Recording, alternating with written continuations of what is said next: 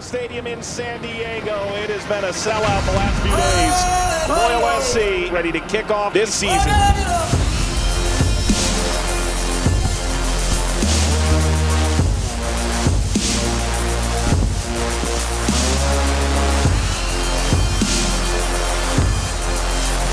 Stadium in San Diego. Professional soccer has finally arrived.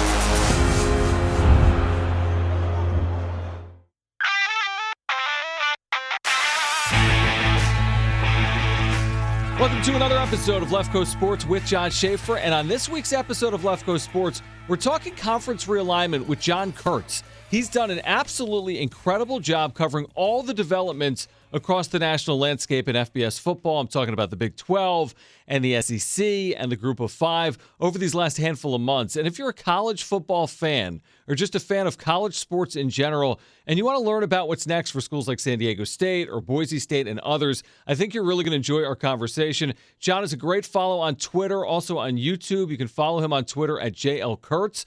Subscribe to his YouTube page for the best college realignment content available. Just search for Jon Kurtz on YouTube. But as we always remind you, before we get started with today's episode, please give us an auto download on your podcast platform. That means you'll get future episodes automatically. Left Coast Sports is basically available everywhere. We're talking Apple Podcasts, the free iHeartRadio app. We're on YouTube and Spotify and others. You can leave reviews. And while you're here and listening, give Jon a follow on Twitter at JL Kurtz. Give me a follow on Twitter at Jon Schaeffer. That's JONSCHAEFFER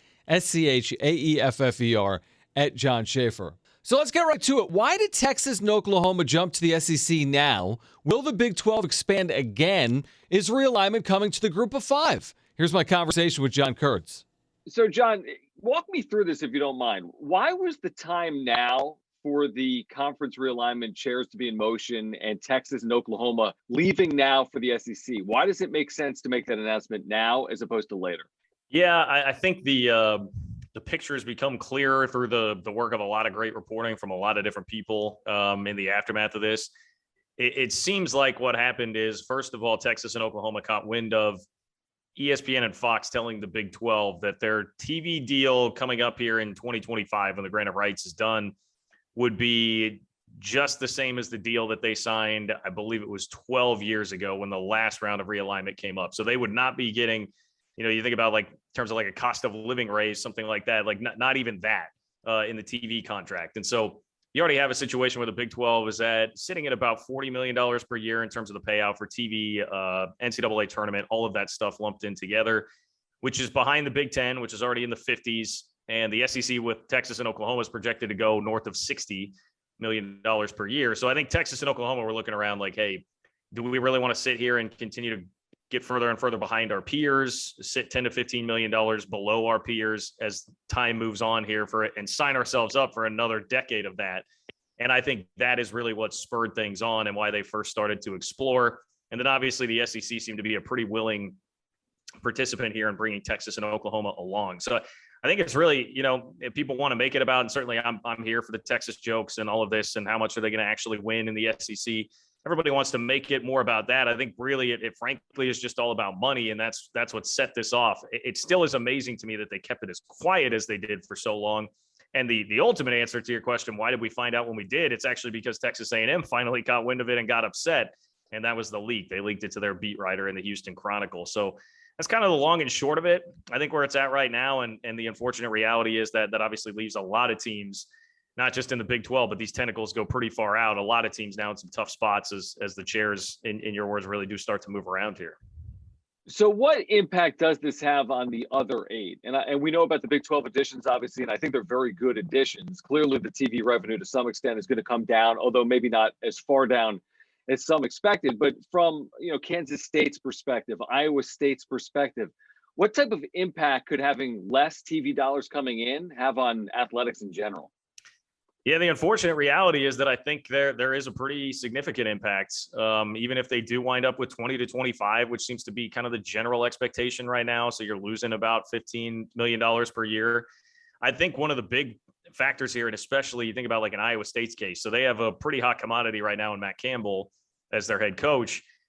You're going to try and keep him away from a lot of people that are going to want to come in and poach, right? And I think this is where like having that extra money goes a long way toward coaching salaries not just for your head coach, but for your assistants. So like Iowa State devoted $3 million extra to a pool of assistants for Matt Campbell within the last year. They also gave him a raise.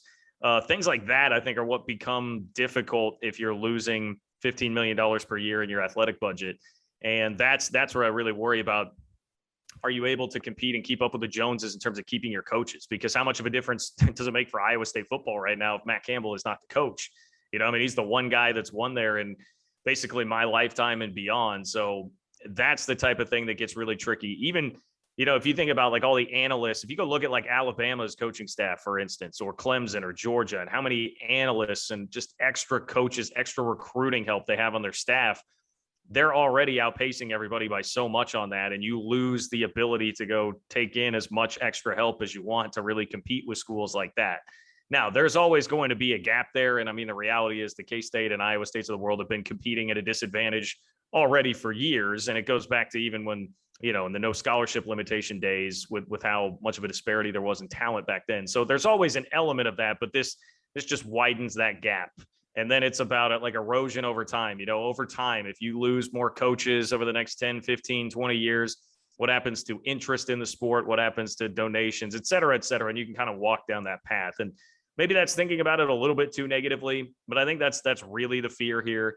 Beyond just the humanity part of it, that jobs will be cut. You know, I mean, athletic department jobs will be cut, and so people will lose their jobs, which is a tough thing to think about too.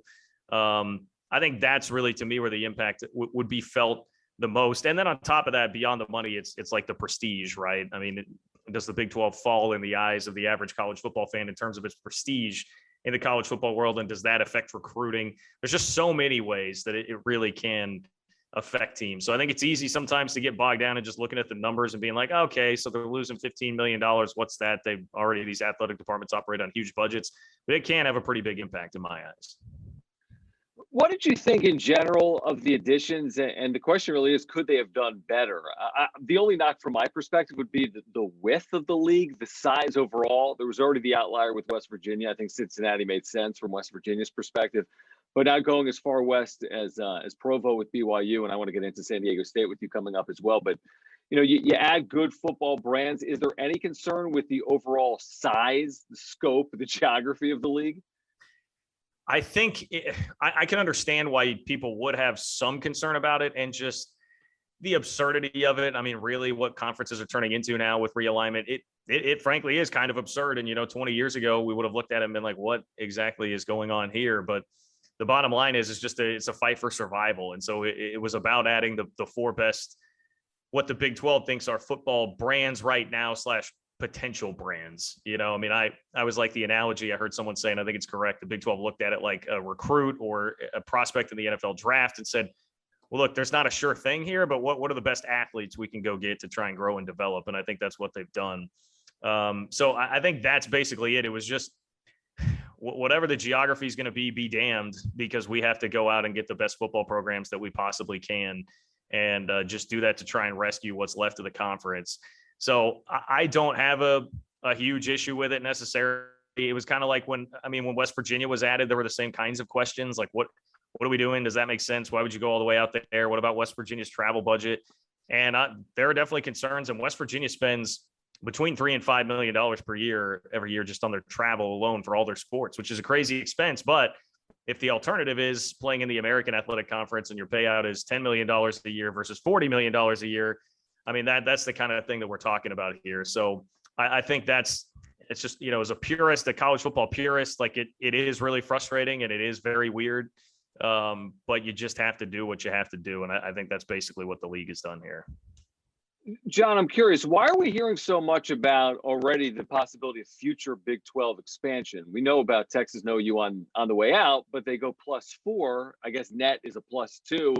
Getting back to 12. Why is there so much conversation right now? How would it benefit the Big 12 conference to keep growing? Yeah, I think when the four teams were first added at that point, it made sense to be asking the questions. Before they were added, it made sense too for people to be speculating about going wider. I really liked the theory from Pete Thamel of Yahoo Sports saying, like, go get the extra teams just to totally kneecap the AAC and the Mountain West, the two conferences below you, because theoretically in a 12-team playoff world, if there are 6 auto bids, you're virtually guaranteeing yourself then a bid every single year by just, it's kind of eat or be eaten, that's sort of a theory.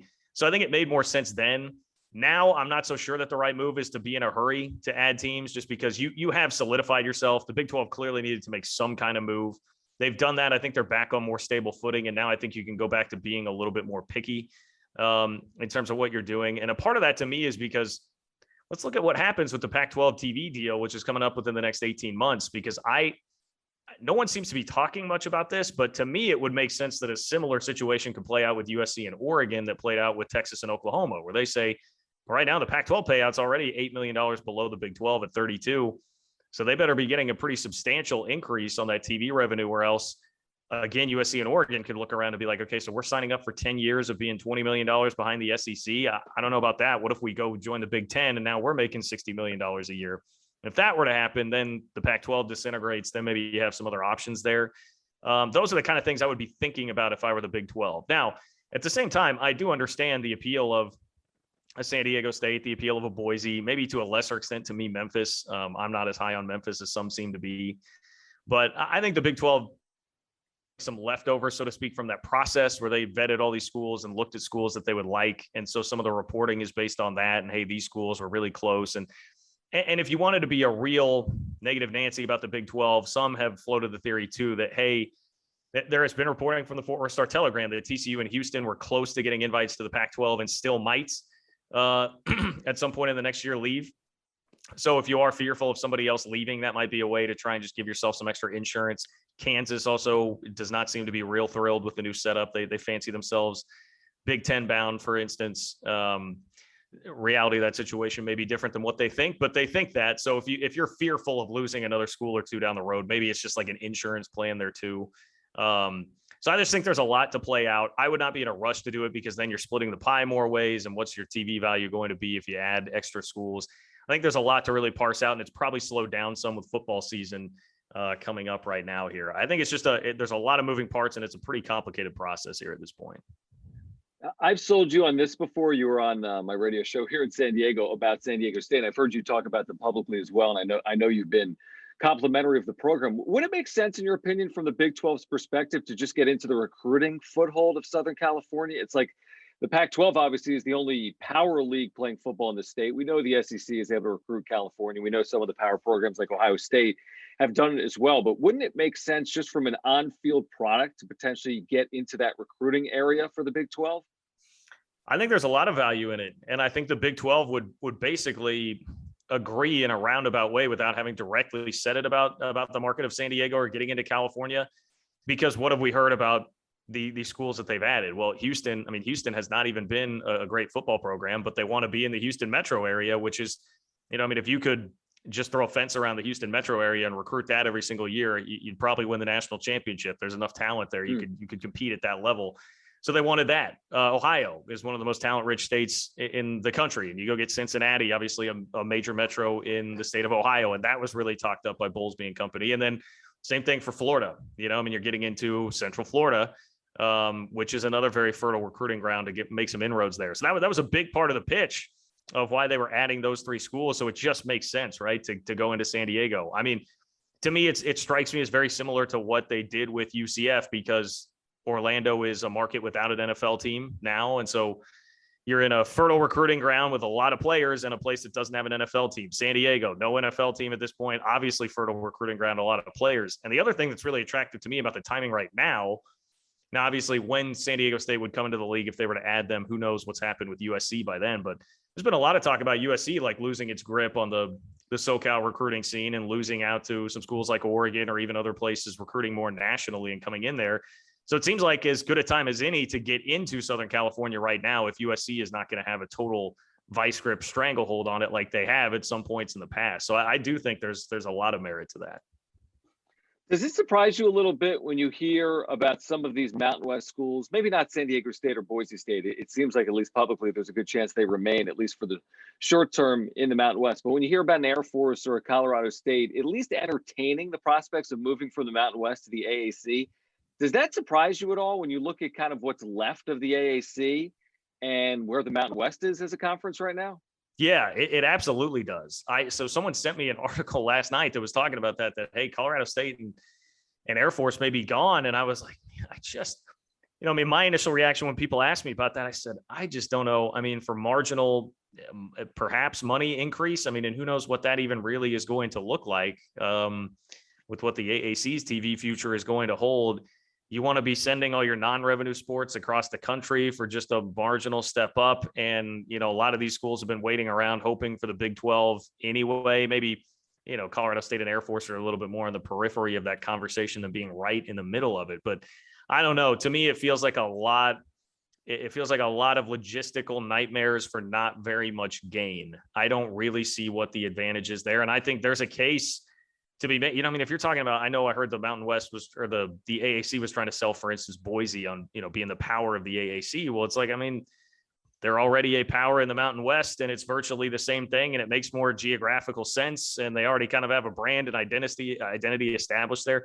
I don't fault the AAC for trying. I think that's what you should do in that scenario, at least make an attempt, but I don't really see much value or merit in it if you are one of those schools right now in the Mountain West. Yeah, either do I. I'm 100% with you. John, you're doing incredible work on realignment, Big 12 football, just FBS football in general. For our listeners, where can they find you? Where are you doing this day in and day out? Yeah, for sure. So check out the YouTube channel, Jon Kurtz. It's JOHNKURTZ. You can also find me on Twitter. It's just JL Kurtz, JLKURTZ, if you want more like up to the minute type of updates. I do a daily radio show. You can find the podcast for that just on Apple, Google, Spotify, wherever you find them. Just search The Game, KMAN. And you can follow me on Instagram or TikTok at Jon Kurtz Show as well. So lots of places to find my content these days.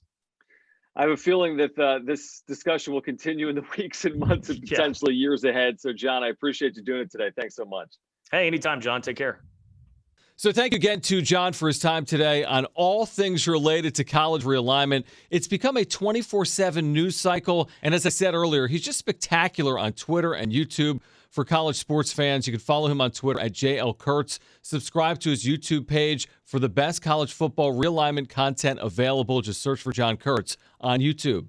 And again, if you haven't already, please subscribe and auto-download future episodes on whichever podcast platform you're listening to this podcast on right now. Please leave a review as well. And once again, follow me on Twitter at Jon Schaeffer. That's JONSCHAEFFER. For previous episodes or more information about Left Coast Sports, we have that available to you at yourview.com. That's YURVIEW.com. And as always, thank you for listening. We'll catch up again next time right here on Left Coast Sports with Jon Schaeffer. Let's go!